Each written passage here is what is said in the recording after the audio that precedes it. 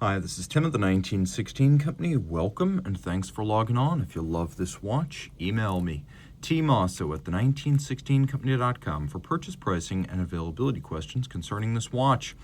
Today we discuss a rarely featured variant of the Omega Constellation Globemaster. This one, steel with tungsten bezel, silver white dial, full bracelet. Now, the watch launched in 2015 as a sort of modern rebirth of the classic 1950s pie pan constellation. It's 39 millimeters in diameter, 12.9 millimeters thick from lug to lug if we just measure the case, 47 millimeters.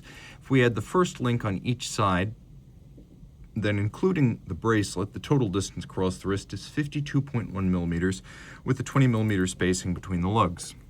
Now, of course, recently Omega has reissued a Constellation with a pie pan dial. The problem is, for many, it's going to be the price, as well as the presence of dateless dials, whereas this gives you a lot more flexibility and affordability.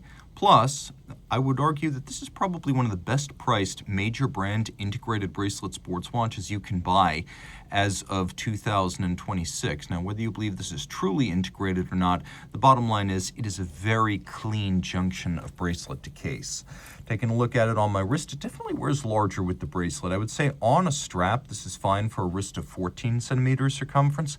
With the bracelet, though, it's got a bigger wingspan, so I'd recommend a wrist of my size, 16 centimeters circumference or larger. It is, however, a fairly thin watch, under 13 millimeters. If you want to wear it with a dress cuff or a tight sleeve, that's not going to be a problem. So this is why some would say this is not a true integrated bracelet design. Even though there is integration of the two components, case and bracelet, you can see it's a conventional lug with a 20 millimeter spacing, so you can use any 20 millimeter strap here. It's not like a Nautilus or a Royal Oak. It's a remarkably subtle look, as with the exception of polished bevels, it's an all brushed finish. In fact, the watch as a whole is a pretty muted and subdued watch design. Taking a look at the individual links, you can see the removable ones are fixed by screws, and there are quite a few of them, so you're probably going to get a perfect fit. You can see the use of little ceramic spring-loaded pin snaps, so over time, the steel of the clasp cannot wear down that pin snap, so it will remain suitably snappy. It is a sequential close with one side closing before the other, and then a twin trigger release, so you have to press both to open up the clasp. It's quite secure. It is 100 meters water resistant despite the push-down crown, so you can absolutely swim with this watch. Taking a look at the case, it's somewhere between a round case and a tonneau.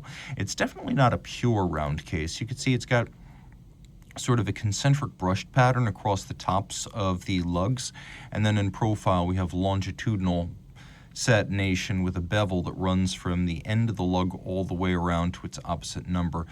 Polished crown with an Omega logo. You can see that the underside of the bezel, that bewitching sort of blue-gray tungsten metal, we've got faceting and polishing on the edge as well as the underside of the bezel. And then we roll around to the dial, and you can see there's a unique coining of the bezel here. It's not like the fluting that you find on a Rolex. This is a much finer and tightly spaced series of grooves.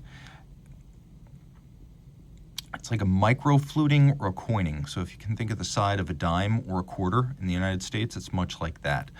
And then you can see we've got a little bit of a camber and a box profile of the sapphire over a silver white dial and an opaline or a lightly frosted non-directional grain. So kind of almost like a media blasted texture. And then we have the facets of the outside, harking back to the 1950s constellations and their so-called pie pan dials.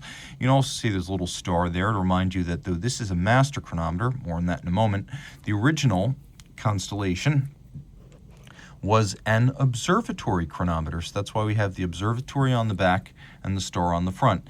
The hands, the logo, the marquee, the indices, they're all blackened for better contrast, and you can see these are applique pieces along with the little star. We've got a faceted window for the date, which is nice, that we have the little step down. You don't want a sheer vertical cut straight down to the date. That always looks cheap. This looks upscale. A couple of other setting modes. Of course, we got caliber 8900 inside. We can actually set the hour separately from all the other features of the watch, and it won't lose any time. You can drive the date in either direction. You don't actually start changing all of the functions until you pull to the second stop and activate hacking. Now you set everything in sync. and you can synchronize to a reference time down to the second if you wish. Turning it all over, caliber 8900, I mentioned a master chronometer, so this movement meets all the COSC standards, but it goes beyond.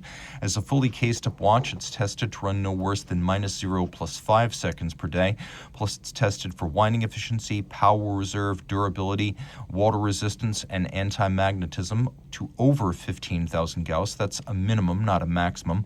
That's 1.5 Tesla. That is a lot of magnetism. So this is a master chronometer, a standard created by Omega and the Swiss Federal Institute of Metrology. It's a full watch test, not a bare movement COSC style evaluation.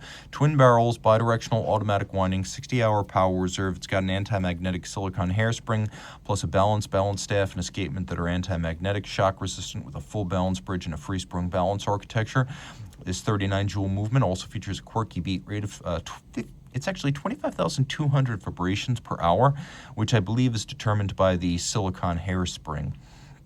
And then we have a tri-level coaxial escapement, which is a very exotic double impulse direct and indirect impulsing system created by British watchmaker George Daniels and perfected by Omega. Probably still the most advanced escapement you can buy for under $50,000.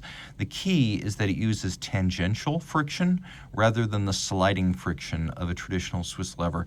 Tangential is less, which improves the timekeeping, durability, and power reserve potential of the 60-hour twin barrel movement. If you love this watch, I should mention it's also considerably loomed. There is no shortage of luminescence on this dial. It's a true all-arounder. It can be a dress watch, your sports watch, or all-the-time watch, your only watch. So reach out to Team Mosso at the 1916company.com for purchase and pricing details.